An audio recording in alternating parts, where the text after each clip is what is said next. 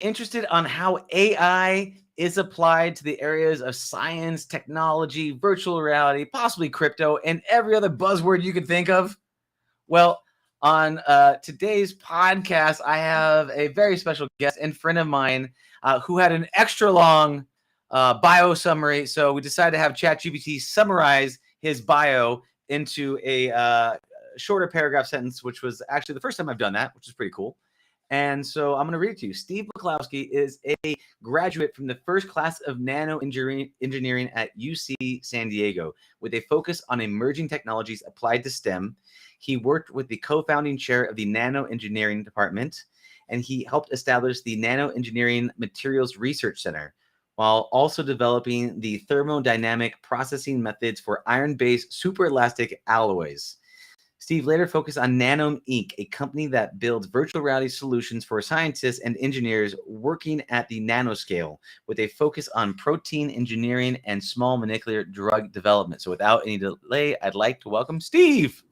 Cool. Hey, Dylan. Yeah, it was a pretty good one. Yeah, shout out ChatGPT. I was mostly right. Little things were worded a bit weird, but yeah, Yeah. it's good. It was interesting because we were going back and forth in the conversation. I was like, your bio is a bit long, just because whenever you read a bio on a podcast, it's like listening to someone's homework or something, right? But Yeah. it's cool to have that thing summarized. And I just said I was gonna be a poor example of just trying to make it up, but then you prompted me to go check on ChatGPT. And so um let me ask you a question. On the areas of what it messed up on, what were some of the things that it kind of tweaked up a bit?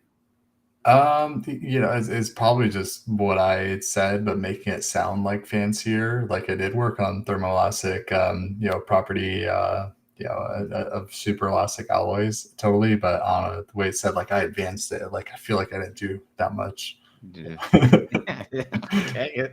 It's your hype man right now, Yeah, exactly. It's the hype Yeah. man. It's the making everything sound like you did more type of hype man. Yeah. Mm.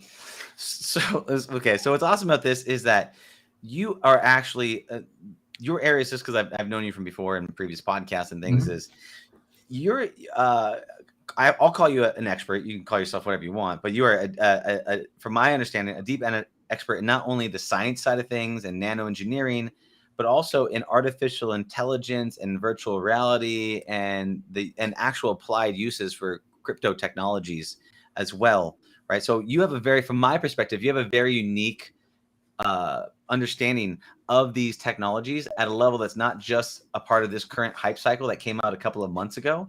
So I'd love to get your perspective, being that thing, on where do you think is where's the real value of this whole Chat GPT system?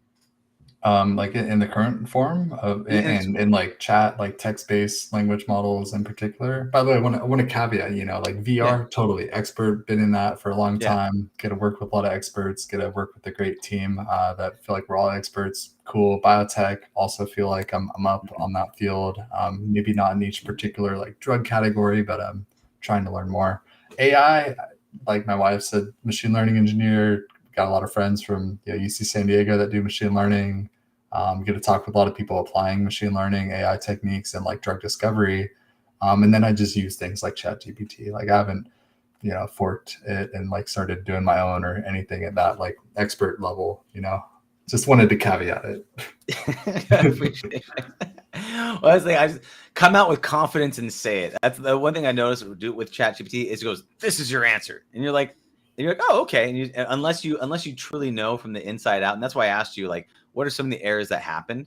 Because Mhm. there's so much confidence that are said, right? But there is like there's nuances to the situation. So with you, okay, so let's say with your current applied understanding with ChatGPT and AI, where do you think the value is with the system? I think it's kind of a fun writing assistant. It's there's been people that have been saying it could publish or pass like the bar exam or like the medical thing or get an MBA, and I feel like it probably can, but it's not like the A+ student where it's like 100% like omniscient. Like I Mhm. think it's probably like a C+ MBA student, maybe like a solid B- at the best.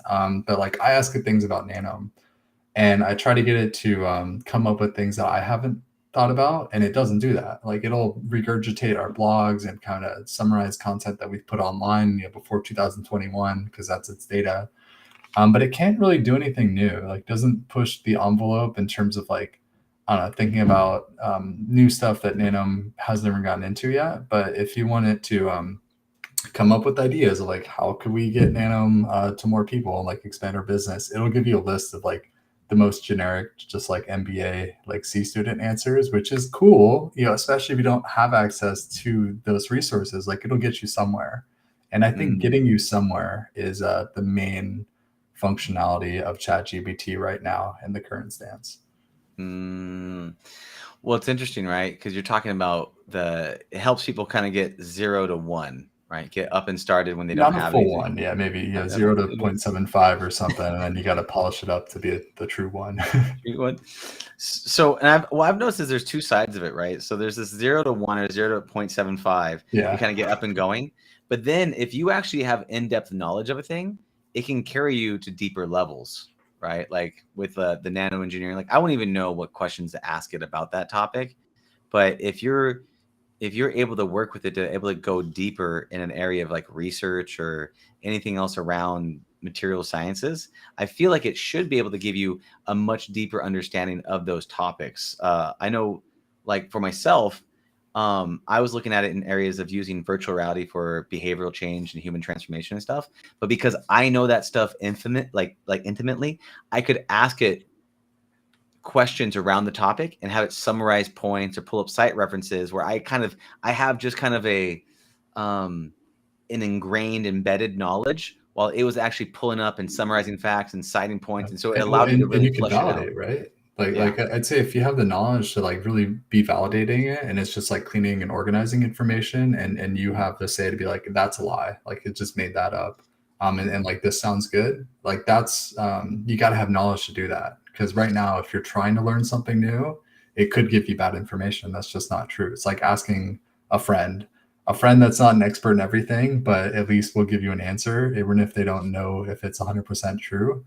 I'd say it's kind of at that level right now. Yeah. I got a bit tricked and with this whole thing. So I had a previous guest on, and he's like, oh, if you give it a link, a blog link or whatever, and you ask it to summarize the points in the blog link and tell it your opinion, it will actually search that blog link, and it'll give you data and facts back. And I was like, oh, well, I wonder if I could take my transcript for my podcast and put it on my website and then ask it to search my transcript. And that might be a way to hack the system to be able to get some long form data out of it and get it to summarize all those points. And then I went to go ask ChatGPT, hey, go ahead and look at this link, right? And I was like, summarize the points. And it's like, okay. And it summarized all these points, but because of the name of the podcast guest, it just started grabbing facts about that podcast guest and throwing it in there. Nothing that we talked about on the podcast. And so if it's maybe an old link from back in the day and it was already cited, it can pull up that data. But on the new stuff, it's just going to lie to you and go, well, here's what I know about Steve. He's a USC and he does this. It's not actually going to give you real data. So while it says it's going to crawl that page, it's not necessarily crawling that page. It's either referencing a previous thing that's already been cited, or it's pulling out, the world data and kind of its best guess at what it thinks is on that page. You know what I'm saying? Exactly. Yeah, no, exactly. And if you're asking it stuff from before 2021, just like, what happened here, like, well, what's Nanome doing, or what is Nanome, like, it knows all that, and it knows a lot about Nanome and our company. But yeah, if you want it to do new things, or really, you got to engineer the prompt to be very specific. If you don't want it to like give you more information about somebody's name, like you can just put that into the prompt.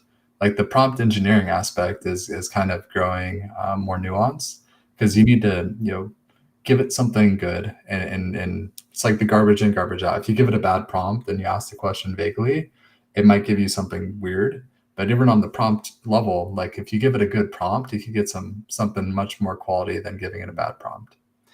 So can you give me a concrete example of something that's a good example of a prompt versus a bad example?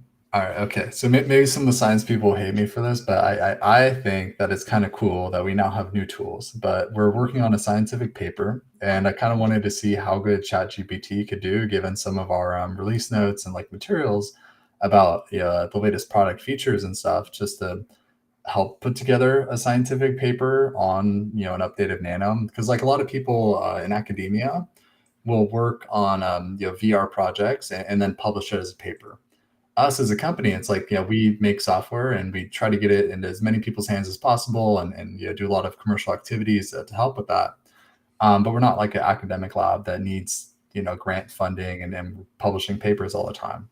But there's some good, benefits from just publishing a paper so other people could cite us in like a professionally academic way. So, anyways, I asked ChatGPT to write me a paper. It says I can't write a scientific paper. Like I'm a chat model. I just don't do that. Like I'm not equipped for it.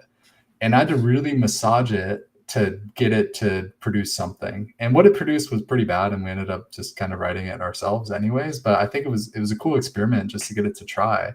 But it had so much pushback. It's like I'm not a scientist. Like I can't produce something of quality of a scientific paper.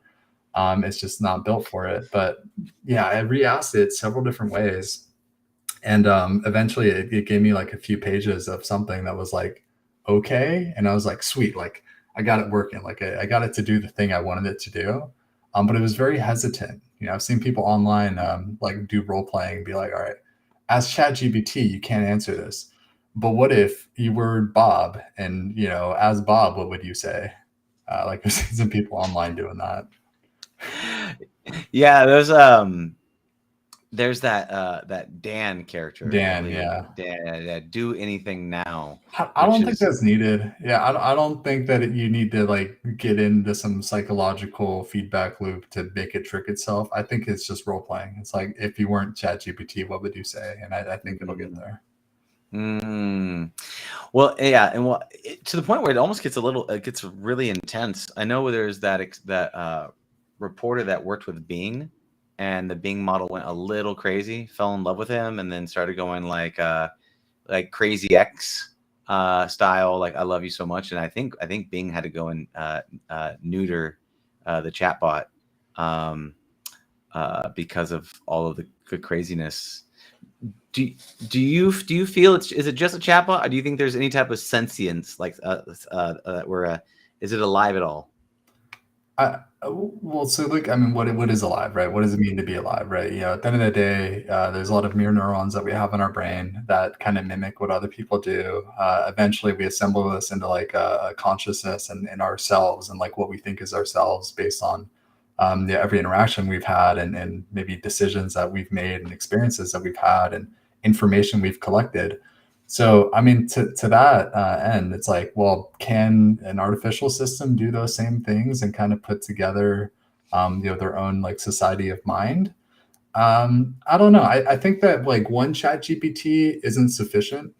Like I think maybe at the chat GPT 5 level, if you took like a collection of a few dozen of them and like have them all kind of work as like your internal consciousness thoughts, but then you had like an aggregator model that kind of consolidated them and then use that, like maybe we'll get there, but I don't think it's complex enough. I think it's just mirroring a lot of people, taking a lot of data, and like the more info that you give it in the text window, the more it's going to be trying to respond to that and respond to that. And so I think you get into these feedback cycles where it kind of keeps amplifying itself, and then you get into these weird little rabbit holes of states, and then it's just there, and you're like, oh, the model's broken. It's like, what were you doing with the model before it became broken? Well, oh man, I can see how it's like, oh, is it just the model that broke? But when I listen to some of this conversation, this back and forth with like the Bing bot that fell in love with this guy, it seemed like a crazy ex, and it seemed like a crazy ex that you wouldn't feel comfortable being in your house. And I was like, oh, this is giving me every red flag signal I felt about like a crazy ex in my life, and I don't feel comfortable and or safe. And I don't know if this AI had any power of my life, if I'd feel comfortable sleeping at night. Now, and again, I don't know if it's because you can corrupt the system, or if it's just because you were abusing the bot, and when you abuse the bot, it's just gonna mimic back that kind of abuse. It's a really interesting. It's like this. It's like the difference between people talk about psychedelic experiences being not a real experience, but at the same time you get that experience. Like you go and have an experience based upon psychedelics, but then people discount it because they said, oh, that was just in your mind. But if we experience it and it was a thing, did it really happen? Is it really consciousness? And it's an interesting, it's just an interesting thought that Yeah. What I was the play with. ability to share that, right? Because like, if it's in your own mind, it's not real. But if it's like a virtual reality experience and like you meet with multiple people and there's like ways to document it, like, that is a real experience, even though it's kind of virtual. Um, Shared imagination, right? That's a reality. It's like the OG imagination. Have you had like? Is there any times that you've used ChatGPT that you, your mind's been blown? The old school IBM Watson or anything else? I think it's kind of fun for like story development. Like I'm not the best storyteller. Like, I try, especially when it, comes down to like, changing the way we do science. But I like solar punk. Like, do you know solar punk as a genre? Is that's the opposite of the dystopia, right? Dystopia Kind of, future. yeah. It's like, well, I feel like people haven't quite grasped like what it's supposed to be yet. So it seems Uh-huh. like a mix of like, I don't know, cottage core and like public transit based like utopias. Mm. But I see it as like cyberpunk, but actually like functional with like clean energy and like, somewhat in that utopia world. But anyways, I don't think there's a lot of really great like solar punk novels. Like there's great cyberpunk type novels and other things that are more grunge. But yeah, I kind of want like the grunge solar punk type of Mhm. novel where it's like, you have abundant clean energy, you have like crazy, transit, vehicles and just like abundance of energy, but then it's like the punk aspect of it. And so I was working with ChatGPT on just like some ideas for like some solar punk stories. And yeah, I've kind of been thinking about one, and I had a lot of back and forth with it, and it would come up with like good ideas, like character arcs, story development, like all these traditional things where you don't need to be an expert in every particular field. You just need to be good with language.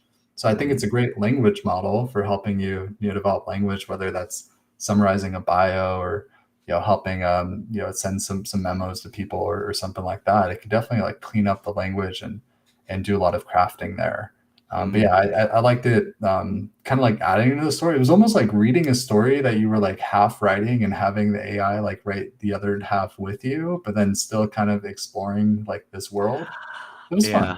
I would love to see someone to make like a choose your own adventure AI system, Hmm. right? Where like you're just okay, premise, solar punk or solar what is it called? Solar is it solar punk? Solar What is it? punk, yeah. I mean, Yeah, yeah, that so would be the genre, yeah. okay, solar punk. Okay, great. My character's Bob. Bob's on this adventure. I want this to be a possibility where I end in triumph or defeat. And as you tell me the story, have me make choices and change those stories along the path. I think that would be super cool. It would be a modern day choose your own adventure AI system based around a genre that you like. Yeah. Like the old text adventures, right? Uh-huh. That was pretty much my experience with it. Yeah, I did do a little bit more like Oh, look at directing that. because, Yeah. like I kind of had somewhat of an idea then, but I would ask questions, be like, oh, like um, where did they meet or something like that. And then it would just kind of make up a backstory of like how they met. And I'd be like, that's sick. That fits in with this arc perfectly. It's awesome. Well, I know if you're, I was looking at some writers about it, and they said that when you put in certain frameworks, it works really well. Like, so there's introduce character A, then introduce characters A secret story, right? Then introduce character B, and then introduce character B meeting character A, right? So it's like a framework, right? And then you say, okay, now I like that framework. Now put that in the solar punk genre, right? And so you can kind of guide it on the same way that Spotify knows the type of music I like. I'm willing to bet there's some sort of thing around knowing the type of literary adventures and storytells and things like that that you could kind of AI reverse engineer what I'm into and then put me on, you know, that kind of grand adventure. And so for me, it would be a lot of like, fantasy fiction, you know, throwing magic spells and, Yeah. creating that kind of stuff in a Yeah. sci-fi world. But We could that's get in super fun.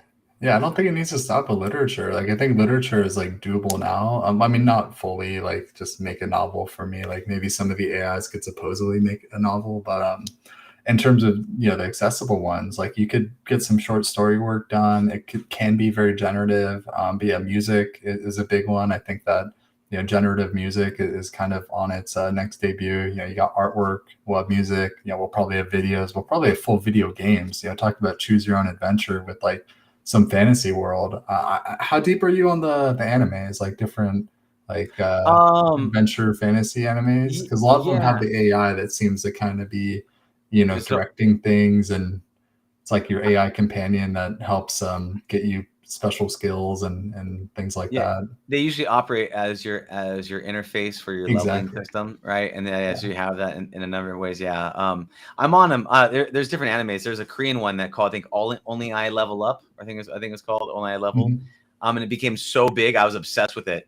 That I think they're gonna turn it into like a movie or something. But anyways, yeah, man, I could totally see that as a thing, that sentient AI that starts to kind of take over and guide you. The only thing that you don't have is that risk factor.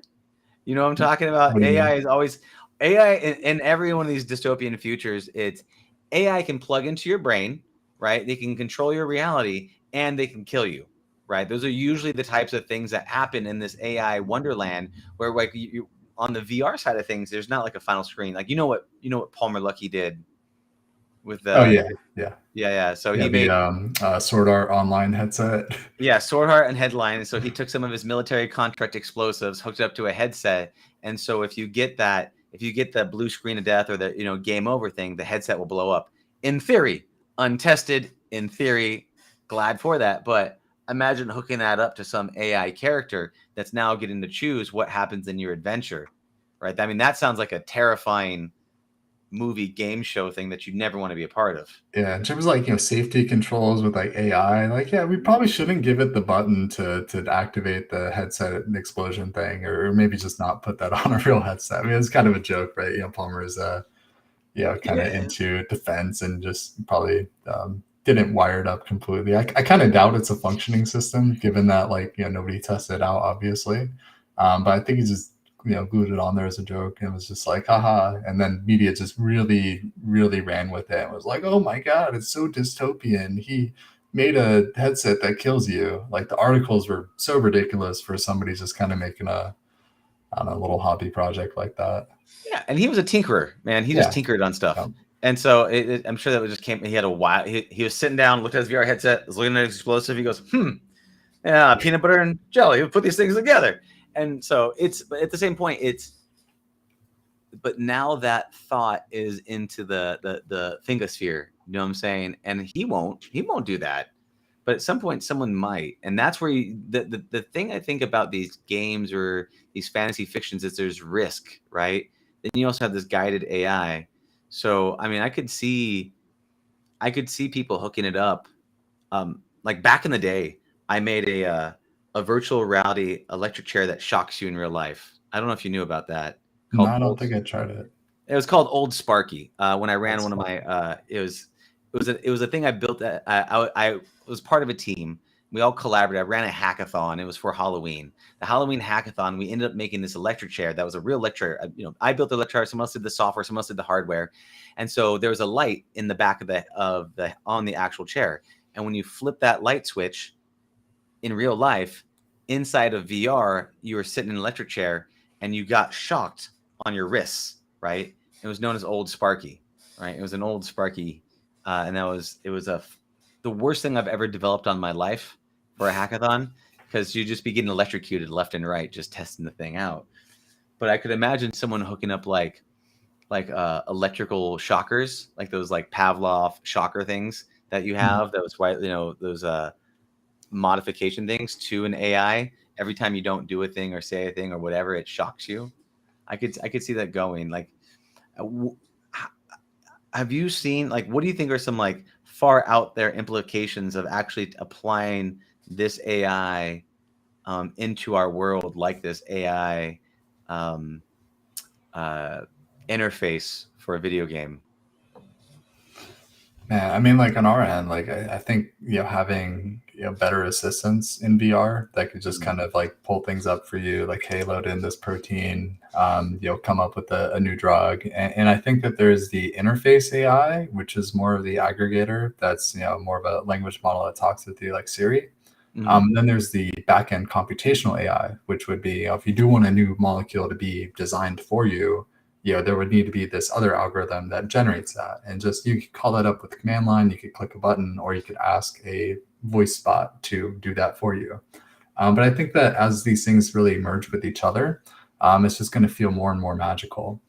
Yeah, like where video games at with that, I'm kind of disappointed with like how we've had these things in like TV and anime for like decades, but the actual games that you play are nowhere near that level. And Cortana and Halo even isn't like the Cortana that Microsoft was messing with before ChatGPT.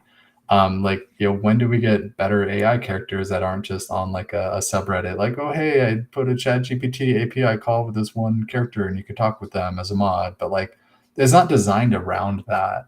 And I really want to see the world where we have like a VR MMO designed around the idea of like semi-sentient NPCs and like interacting with them and kind of being more immersed in the world and maybe having your AI companion. But we'll see. I don't know what the market is for something like that, and how expensive all the compute would be to be calculating all that right now. It's probably not worth it, right?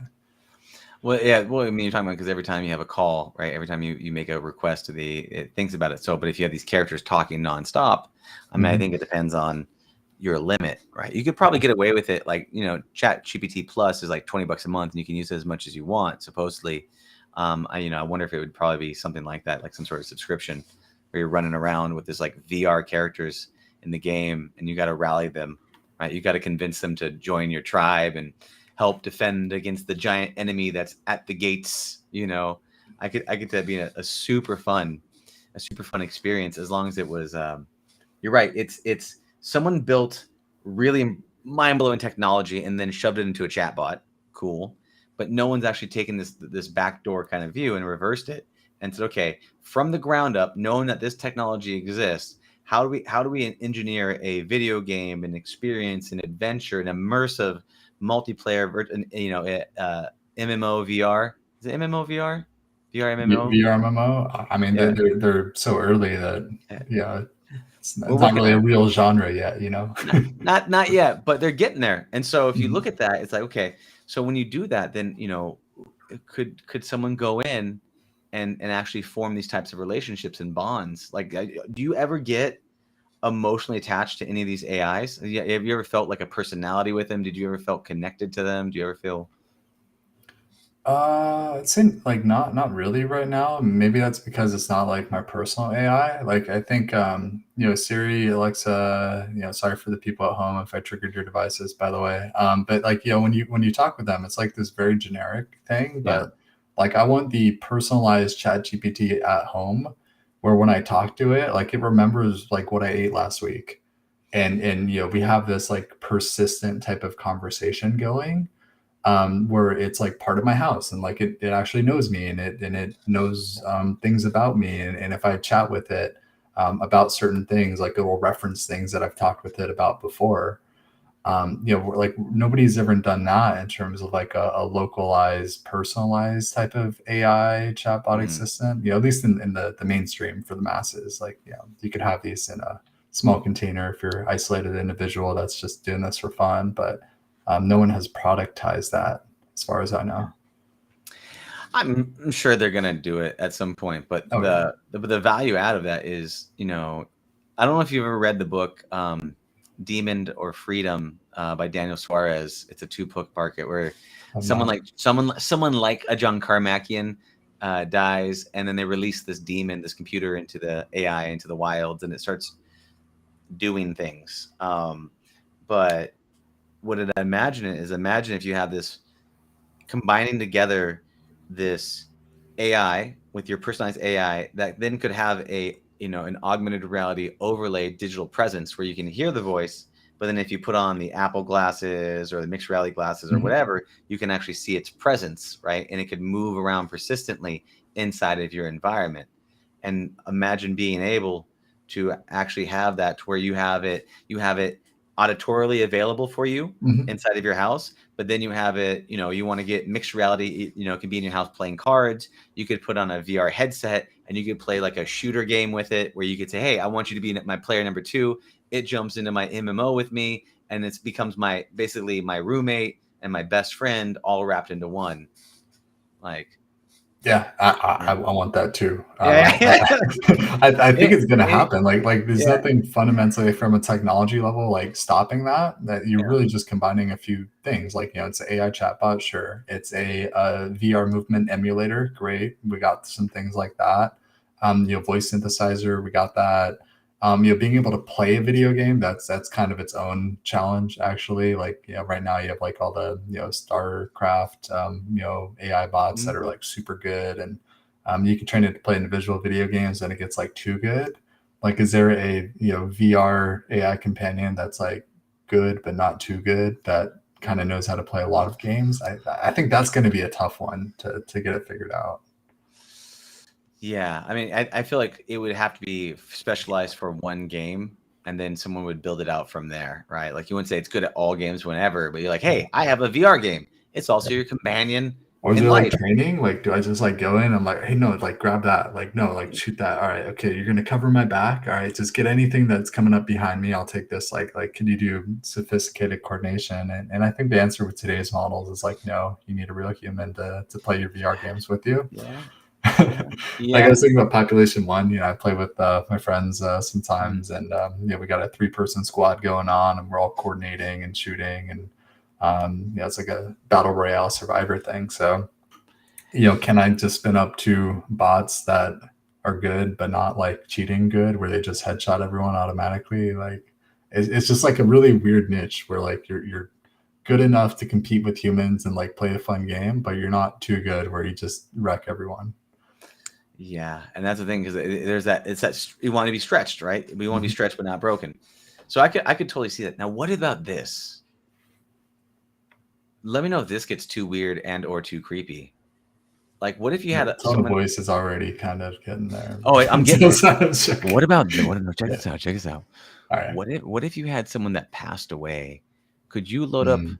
all of their memories? Could you load up all of their video footage? Could you load up all of their journal entries? And could you do like a deep fake where you could have a conversation with your father that passed, or Yeah, someone that passed? this is the Superman, right? Oh, Jarrell, right? Wasn't that Yeah, yeah. And uh Superman's was it Cave of Solace or yeah, whatever that thing is? Yeah, he could like yeah, yeah. totally spin up his like dead family members, and I mean it's not going to be them. It's Mhm. like how much data can you collect about people where you could kind of give some closure, or some like therapeutic support to family members, to let them know that there's still some bits and pieces of like who you were floating around, to like consolidate them. I think that that's going to happen. Like I don't think it's too weird. Can you call it the same person? Like, another VR MMO anime trope is like ghosts. It's like someone dies, Yeah. but then their consciousness is like transplanted into the video game, and they're kind of like a ghost because they're like real, but they don't really have a physical body that they exist in. Yeah. Yeah, I don't know. We'll see if it goes that far, but I do think that like the therapeutic support, like talking with a model trained on all the data you have of a deceased family member, or maybe you start training that before they even pass away, and you try to build it up and get all these little sound bites that can be regurgitated by the AI. Over, and like I think that that's happening slash gonna happen. Yeah, totally. I could see that it was a really cool as like a grieving period if someone passed and you didn't get to say goodbye, as a way for them to say, hey, your job, your task is to represent this person, but really to let them know that you're not real, and say whatever you want to say, but it's time to let me go. It's Yeah, time to say, as because sometimes that happens so sudden. yeah. That'd be a really cool, really powerful tool. I saw somebody do something similar. I don't know the details behind it, where a mother, they recreated the child, like a daughter that passed away in Mhm. VR, and they had this back and forth, and the mom started crying, and I started tearing up. I'm like, I can't watch this. I'm like, I'm gonna go. I'm gonna go. So I know that some people have already started to do that, but I couldn't imagine if you actually put in the personality where you had enough content from that person. what that would Yeah. be like. I Wow. think it could help people. Yeah. If people are getting therapeutic value from it, like I'm not a psychologist, so I'm sure there could Yeah. be things that like go wrong where you're like, Mom, like, how come like this? And then it just like makes stuff up and like makes you feel worse. And you're like, wait, hold on, that's my mom would never say that. That's terrible. Yeah. Give me all your money. Wire me the bank account details. We have the answer. No. Yeah. It's yeah. No, man. That's I mean, but that's the challenge with it is it's two fronts, right? Mhm. We want this control. Like we want to know for certain that it's not going to say anything wrong. Like we Mhm. want to know that. But at the same time, we want it to be this language model that's doing its best guess and being able to ask it any question, and it's dynamic. Mhm. And that's a challenge I think with both people and with AI, is that you don't know how good that conversation is going to go with a person. You don't know that person is going to go off on the rails, right? But we have less trust. And I think the same thing with like Tesla cars. We're okay with people crashing cars. We're Mhm. not okay with AI crashing cars, right? There's like a higher level of standards that we have for the AI than we do for ourselves. And I wonder what that's about. Yeah, I mean, people are just like accept the norm, I guess. They're like, oh yeah, like I'll get in a car with Bob. Bob's like an okay driver, I guess, and like statistically, Bob's more likely to get in an accident than maybe a lot of other people. And if you could get AI to get into less accidents than humans, then theoretically you should be letting the AI drive. But yeah, anytime there's a self-driving crash or even like speculation about a self-driving crash, like some of these crashes are just people driving their own Tesla on, human manual mode and then getting in a crash. And the news article is like, autopilot Tesla like runs into this. And it's like, it's like, did that happen?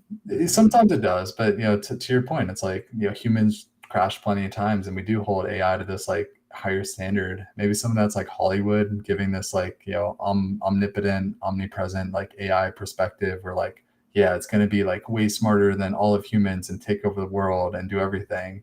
And then we're really just talking with our friend Joe, equivalent level of like knowledge on ChatGPT and being like, wait, it made something up about quantum chemistry. That's not true. And it's like, your friend Joe would probably make up the same stuff. Like they don't know, Yeah. they don't know. They're just kind of trying. Yeah. He's like, oh, maybe. You just can't. He's just, it's ChatGPT's got the best poker face, Yeah. just Yeah. swings for it. So that makes sense. We're holding higher standards, but we're progressing. We're moving towards this place where it's getting better. It's getting smarter. Like right now, what would you say for people that are interested in it? They see the potential. Maybe they're like an optimist and they're like, oh, this is really cool technology, but I really don't know what to do, how to use it, where's the value, how should I get started? What would you recommend for people like that? I mean, let's just have fun with it. Like, it could do some fun artwork if you go to what Dolly or some of the other ones. Like, yeah, that's just kind of fun. Like, if you wanted to come up with some wacky image and put up artwork in your office or something, I should probably put some up so it's not all blank back there. Besides my VR headsets, and then yeah, ChatGPT, same thing. Like, I don't treat it anything too serious. Sometimes I'll have it like summarize something, clean something up, give me a starter point for different ideas. But the most fun I've had was that solar punk novel kind of ideation back and forth session, and it could get like pages and pages of data in its memory, so you could have very in-depth conversations. So I'd say have fun with it, understand its limitations and its capabilities. Don't put too much trust into it. Like if you're having it do your homework, it's probably you should probably do your own homework, but maybe it could give some guidance or something. But yeah, don't trust it too much. Like definitely validate things yourself, whether it's scientific stuff or I don't know, different questions you might ask it. And maybe even ask multiple times in multiple different ways and ask for it to give you multiple answers as if it were role playing as like three different people or something. Like, like just try to really poke into it and understand where it's coming from when it gives you these answers. Yeah, I love that. Yeah. I mean, that's really, true learning came from play, right? I mean, Mhm. so much of what we do, we forget that the point of play was to learn. And ChatGPT is fun. If anything, it's a fun place to play and discover it and yourself at the same time. So I do totally agree with that. Playing with it is a great way to learn and kind of grow with it. Um, with all that being said, I know you have a hard stop, so I want to be mindful of the time. Is there anything else you'd like to let people know about before you tell them how to get a hold of you? I mean, it's about what I do, about AI, about I Yeah. mean, so You- there's not just AI for chat or images and stuff. Like there is actually a lot of really cool AI going on for science. Different programs that'll generate new small molecules, like drug-like compounds, that'll fold proteins. AlphaFold kind of made its way in the news. That got pretty big. And so, it's not just these fun toys like chat and images. There's like real science going on with AI, and if you're interested in those tools, then Nanome could be your home for understanding all that molecular information and the real science. So definitely check out Nanome. It's available Oculus Quest, HTC Vive, Steam VR, all the major headsets out there, and also have fun with that. If you don't understand chemistry, play around, watch some VR videos, which is like spatially recorded avatars showing you some science, and just have fun with it. Like Dylan said, playing is a way to learn, and getting hands on with things is probably one of the best ways to actually learn something. Awesome. Steve, always awesome to rap with you online, brother. It's very fun to be talking with you about all this cutting edge stuff. And so when someone does come out with that VR MMO or any of these other solar punk adventures, I'd love to have you back on with this and get your take, brother. So thank you so much for your time, and I appreciate you. Cool. Sounds great. Yeah. Thank you, Dylan. All right, brother. Have a beautiful day.